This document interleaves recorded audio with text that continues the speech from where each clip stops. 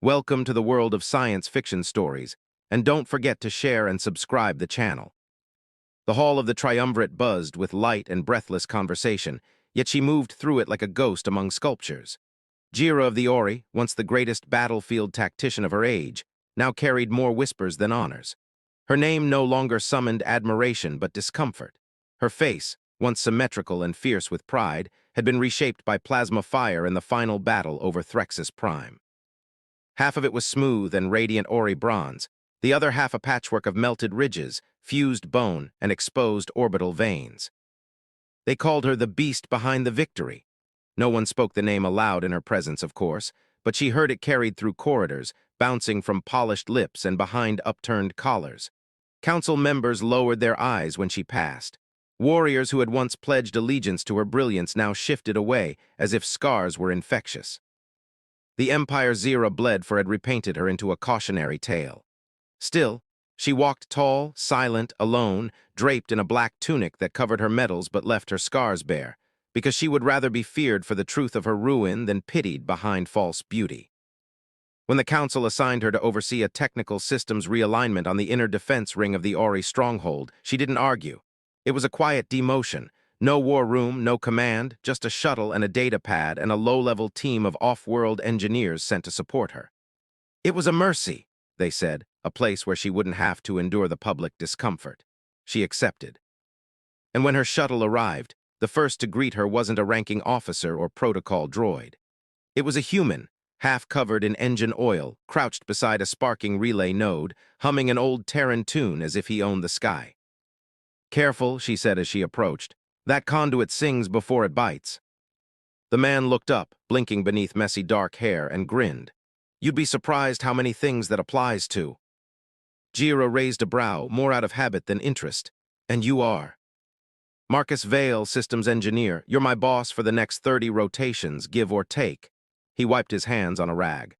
"Also, I didn't break it, mostly." She stared at him. He stared right back. Not at her uniform, not at her rank, not at her scars, just her. And for the first time in a long time, Jara didn't feel like she was being measured. She turned without another word, but something about the human's grin lingered like a shadow behind her chest plate. Something unsettling, something gentle. The first few days passed in silence as she expected. Jira issued orders, Marcus followed them. He repaired things quickly, efficiently, and never once interrupted with questions about her past. Most did. He didn't. He talked instead about pressure valves, generator decay, and the smell of artificial moss used in recycled air vents. His words were strangely soothing, like listening to water flow over stone. She caught him once starring, her reflexes kicked in, sharp and defensive. "You see something you like, human?" she growled. Marcus blinked, then laughed, not nervously, not apologetically. "Yeah," he said, gesturing to the panel she was rewiring. "That's one of the cleanest override splices I've ever seen. Sharp work." She paused. Most people pretended not to look. Most people denied what they saw, but he hadn't seen the thing she expected. He saw the work. And then he just went back to tightening the struts like nothing had happened. The next morning, she found a hot canister of brewed root spice left by her station, perfectly steeped in the Ori style, just bitter enough to wake the blood. There was no note, just the drink and a quiet hum coming from the lower scaffolds where Marcus was balancing upside down, fixing a loose conduit with his legs hooked around a pipe and a wrench between his teeth. "I'm not some creature to be appeased," she called out. "Nope," he replied without looking. "You're someone who drinks root spice black. I respect that." Later that afternoon, she heard a pair of junior engineers whispering near the hangar gate. "I still don't get why they let her stay here. I'd hide my face, too, if I looked like that." Jara turned slowly, the chill in her spine returning, but before she could move, Marcus' voice sliced through the room. "You better pray you're never half as brave as she had to be to earn that face." Silence. The coward slumped away. She didn't thank him, but the next time she passed his station, she paused. "Why do you speak for me?" she asked. Marcus wiped his brow, leaned on the table, and said softly, "I don't. I speak because of you." And something inside her, something long buried beneath scar tissue and steel, shifted. Jira watched him more after that day, not like a hunter, but like a soldier mapping something unfamiliar. Marcus was not what she expected. Humans were supposed to be boisterous, loud, constantly apologizing for their presence in interstellar society. But this one didn't grovel. He worked, sang to broken machines, and never seemed ashamed of his presence, even when surrounded by officers who saw him as disposable. He didn't flinch when she barked orders. He didn't soften his voice like others did when speaking to her, as if afraid her scars would shatter if addressed too firmly. And most of all, he didn't stare. That was the strangest part. Most people stared at the damaged side of her face like it was a cautionary tale. Even if they tried to be polite, they always failed. Their eyes lingered on the twisted orbital plate, the skin fused to bone, the eye that no longer blinked with perfect symmetry. But Marcus, he looked her in the eye, both eyes, like it made no difference at all. She tested it one evening, catching him alone on the upper scaffolds, a light band wrapped around his wrist as he calibrated the beam relay for atmospheric stabilization. She stood behind him, saying nothing, waiting for him to turn and look. When he did, she faced him fully, the left side of her face, the ruined side bathed in soft red glow. He didn't flinch, he just smiled. She nearly left, but instead, her voice, sharper than intended, cut the quiet. "Why don't you look away?" He wiped his hands on his jumpsuit, tilted his head. "Should I? Everyone else does." "Maybe they're looking for what was lost," he said. "I see what survived." Her fingers curled at her side, tight enough to draw blood if she squeezed. "That side of my face killed 15 enemy scouts before the burns sealed my helmet shut." He whistled, impressed. "Then I should shake its hand." It was so absurd, she nearly laughed. But instead, she said nothing and walked away. Only when she was alone again did she feel the heat under her skin that wasn't rage. She pressed a hand to her cheek, the scarred one, and for the first time in a decade, her fingers didn't recoil. They lingered, not out of shame, but out of wonder. 3 rotations later, the tower collapsed.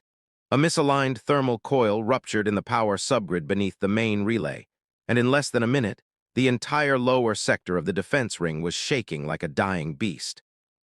Gira shouted orders into her comm, voice slicing through panic. Marcus' voice came through the static, calm but urgent. "Override's jammed. I need 40 seconds or this whole deck's gone." She cursed and ran. When she reached the base of the tower, he was already deep inside the core shaft, wedged between failing coils, heat scorching the air around him. Steam hissed from the walls, metal groaned under strain, and yet there he was, eyes locked on the console, sweat rolling down his temple. "You idiot," she barked. "You'll fry yourself." "Good to see you too," he said through gritted teeth. "You mind handing me the stabilizer?" She stared at him. "You're going to die in there." He looked at her then, really looked. "I'm not dying without seeing you smile first." The words were stupid, infuriating, unfair, and yet something broke, not in the ceiling, not in the supports, but in her. Gira grabbed the stabilizer, launched herself into the shaft, and wedged it into place with a grunt. Together, they forced the relay back into lock. The lights stuttered, blinked, and then held. Silence. Relays rebooted. The shaking stopped. The entire tower sighed as if in gratitude. And in that quiet, as alarms turned into background noise, she looked at him. Covered in sweat, shirt scorched, hands trembling, still smiling. "You're the stupidest man I've ever met," she whispered. He gave a weak laugh. "But did you see it?" "See what?" "The way you looked at me just now." She stared at him, the words tangled in her chest. And then something unexpected, her legs gave out. Not from injury, not from exhaustion, but from everything. She fell to her knees right there in the maintenance shaft, breath shaking, and whispered through clenched teeth, "Why did you say I was beautiful?" Marcus crouched in front of her, expression raw. "Because it's true." Her hands rose to cover her face, but he caught them. "Don't hide from me," he said softly. "You've done that long enough." Tears she thought long-dried welled in her good eye, then spilled over, trailing down both sides of her face, scarred and untouched alike. She didn't cry like a warrior. She cried like a woman whose armor had cracked too wide to patch. And Marcus held her not like a hero holding a broken thing, but like someone lucky enough to be trusted with her truth. When she finally looked up at him again, her face wet, her voice raw, she said only one word: "Stay." And he did. After the tower crisis, the base returned to calm. Machines hummed, engineers reported their diagnostics, command protocols resumed. But Jarrah was no longer the same. Something had been carved open inside her, not wounded, not bleeding. Exposed. She wasn't sure how to speak to Marcus now. She had survived assassination attempts, sabotage, and near-death atmospheres, but facing someone who saw through her without flinching, that was a language she'd never been taught. She avoided him for 2 days, not because she didn't want to see him, but because she didn't know what she'd do when she did. He had called her beautiful in the fire light of a dying relay tower, and now, in the absence of catastrophe, that word echoed louder than any explosion. And still he gave her space. He didn't chase, didn't corner her with questions. He waited, repairing busted panels, refueling drones, laughing with junior techs, always working, like he hadn't shaken the foundation of her identity. Until the night she found him again. He was alone in the West Bay, soldering new contact strips into a guidance console, humming that same off-key Terran tune she remembered from the first day. She stood in the shadows for a long time, watching him, memorizing the curve of his shoulders, the way his fingers moved like music across steel. He must have sensed her there because he said softly, without turning, "I'm not going to take it back." Her voice came quiet. "What if I asked you to?" He set the tool down, finally looking at her. "Then I'd lie." She stepped into the light. No mask, no cloak, no armor, just her scarred, bare, trembling with something stronger than rage or pride. "I don't know what I am without the war," she said. "You're what's left," he replied, "and what's left is still alive, still enough." She crossed the room slowly, her hands clenching at her sides. "I've been called a beast, a monster, a mistake in the mirror of my ancestors." He stepped closer. "Then let me call you something else." Their breath met in the space between them, and she waited, ready to run, ready to stay. Marcus reached out slowly, giving her time to refuse, and cupped the side of her face, not the unmarked side, the scarred one, and she didn't flinch. "I see you," he said, and this time she believed him. Jira did not fall in love with Marcus overnight. That would have been too easy, too clean, and too unlike the woman she'd become. Instead, it came in moments, small, sharp, and often inconvenient. Like the first time she caught him asleep against the side of a generator, tool belt still strapped across his waist, a smudge of grease on his cheek. She stared too long, cursed at herself for it, but didn't look away. Or the way he never corrected her in meetings, even when she was sharp, even when she was wrong. He simply waited, spoke softly, offered clarity like an ally, not a challenger. He never made her feel less, never made her feel more either, as if she needed permission to be whole.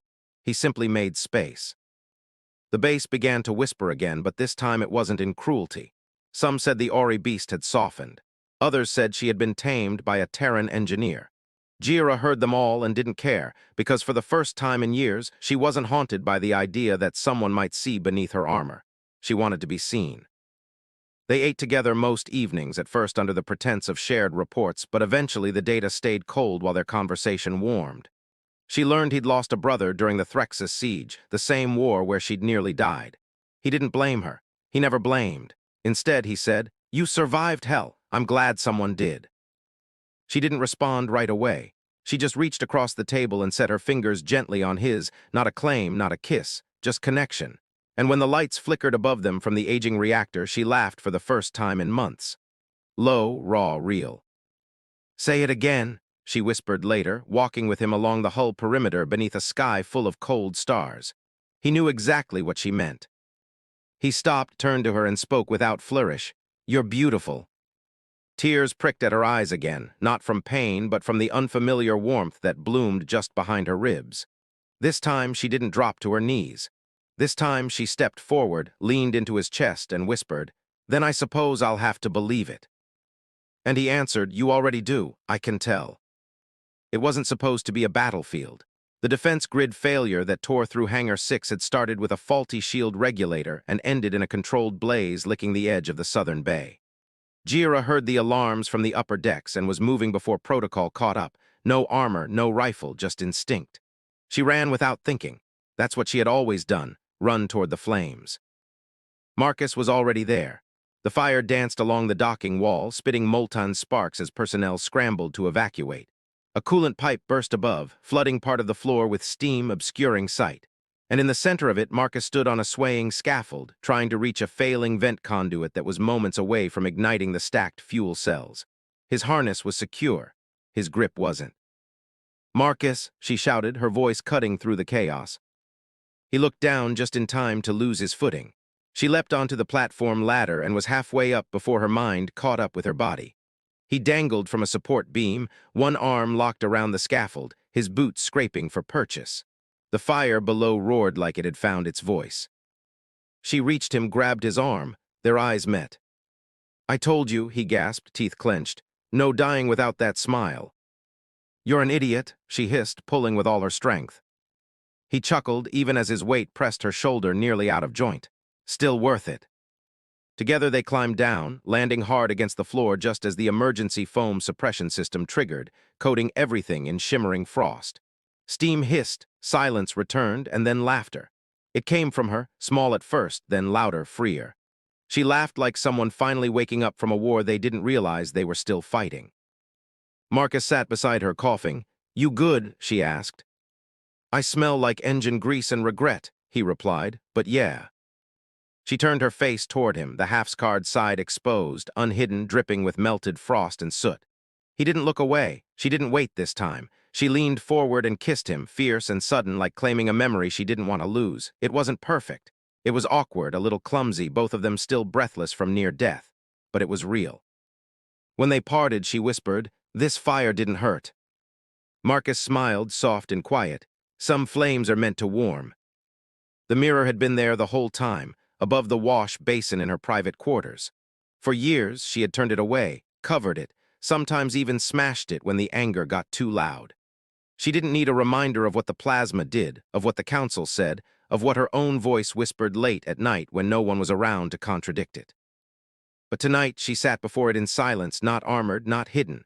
The scar stretched from her left cheekbone to the curve of her jaw, raw, rippled like a fault line forged in heat. Her eye on that side gleamed a little differently, a cybernetic replacement gifted from a battlefield surgeon long gone. Her hair had grown in uneven around the damage, and the bone structure beneath her skin was more metal than not. It was a face most people couldn't look at without apology. But she could because he had. Jira reached out and turned on the small light beside the mirror, letting it reflect all of her, unsoftened, unfiltered. She leaned closer, studied the folds, the ridges, the pain, and saw power there. Not shame, power. A chime interrupted her quiet, followed by Marcus' voice over the comm. You still coming to dinner, or am I eating root paste alone like a tragic hero? She grinned, actually grinned at her own reflection. I'm on my way. She stepped back, and for the first time since the fire that changed her life, she didn't turn the mirror down. She left it standing, like a silent witness to what she had become.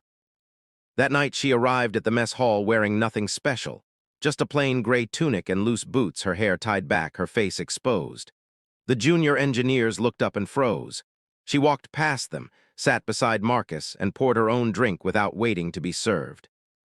Marcus looked at her, really looked, and his face softened in that way it always did when he forgot how much he admired her. You look.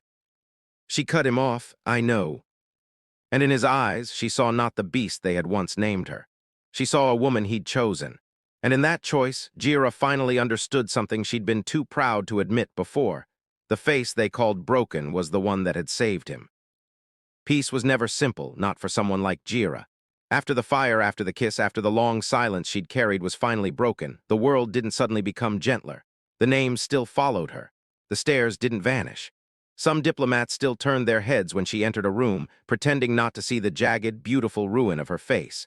Some commanders whispered behind closed doors that she'd gone soft. But none of it mattered the way it once did, because she no longer needed their eyes to know who she was. Her strength wasn't in the medals lining her shelf or in the old banners they once hung in her name. It was in the man who stood beside her when no one else did. It was in the mornings where she didn't wear her mask, the nights she leaned her head on Marcus' shoulder and allowed herself the unimaginable freedom of being seen. No armor, no command, just a woman scarred by fire and kissed back into wholeness. And then the summons came, a call from the Central Core, the ruling hub of the Triumvirate, an official request for her return to military advisory service. She hadn't expected it. She hadn't wanted it, not anymore. They needed her, not despite her scars, but because of them, because she had faced ruin and returned unbroken. Marcus found her staring at the hollow screen that displayed the sealed invitation. You going back? He asked. She didn't answer right away. Then she turned to him and said, I'll go, but not for them, for the ones coming after me who are going to be told they don't belong. He nodded, then I'll pack. She smirked, you assume you're coming. You think I'd stay behind while history rewrites your legend? He replied, brushing his fingers against the ridge of her jaw. Not a chance. And just like that, the woman once cast aside as a beast returned to the galactic stage. not as a symbol of pity, not as a tragedy, but as a living challenge to every lie they had ever taught about beauty, power, and pain. She didn't need to roar. Her presence was thunder. The council chamber was exactly as she remembered. Circular, cold, built with glass walls and gold bones meant to impress those who believed in silence over sincerity. Jira stepped through its gates, Marcus at her side, his uniform still bearing oil from the systems he refused to let someone else fix. She wore her scars like badges now, made no effort to hide what time and war had done to her. The hall fell quiet. They rose when she entered, not in mockery but in reverence. Some whispered her name, others looked on in stunned silence. The same politicians who had turned their backs when she was at her lowest now saw something in her they couldn't name, a power that hadn't been polished, a strength born not from bloodline or beauty but from survival. She approached the central platform, stood beneath the light. Marcus stayed at the edge, where guards would normally stand, hands behind his back, watching, waiting. She turned toward the audience, her voice even.